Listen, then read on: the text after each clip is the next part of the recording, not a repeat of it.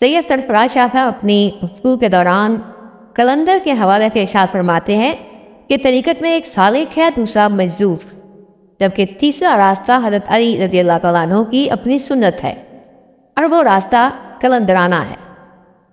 قلندر وہ ہے جو اپنی تمام خواہشات، اغراض، معاملات، آرزوئیں سب ایک گٹھڑی میں باندھ کر رب تعالیٰ کے دروازے پر رکھ آتا ہے اور کہتا ہے کہ میرا سب کچھ تیرے حوالے۔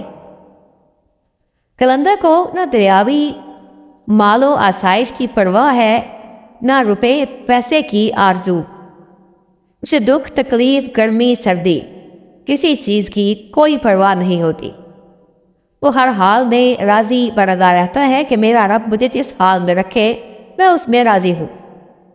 ایک قلندر روزی کمانے کی فکر تو کرتا ہے، لیکن اس کے لیے پریشان نہیں ہوتا، کیونکہ اس کا ایمان ہوتا ہے کہ میری تقدیر میں جو رزق لکھا ہے وہ مجھے مل کر رہے گا۔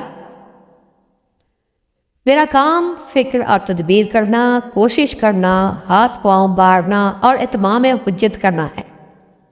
پریشان ہونا میرا کام نہیں ہے۔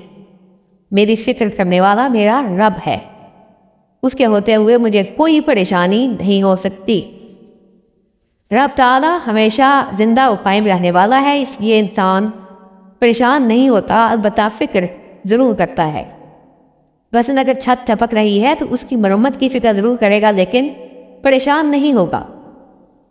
اگر بیٹے کا کسی پرٹیکولر اسکول میں داخلہ نہیں ہو رہا تو اس کے داخلے کے لیے دوڑ دھوپ ضرور کرے گا، لیکن پریشان نہیں ہوگا، کیونکہ اس کے دل میں یہ یقین ہے کہ میرا رب موجود ہے، وہ مجھے ضرور لک آفٹر کرے گا اور میرے لیے بہترین اسباب پیدا کرے گا۔ اسی بارے میں رب تعالیٰ نے فرمایا کہ مجھ سے اچھا گمان رکھو، میں اچھا ہی کروں گا۔ یہی ایک احساس انسان کو اس قلندرانہ رویے کی طرف لے جاتا ہے جہاں وہ حالات و واقعات سے پریشان ہونا چھوڑ دیتا ہے اور بے فکر ہو جاتا ہے۔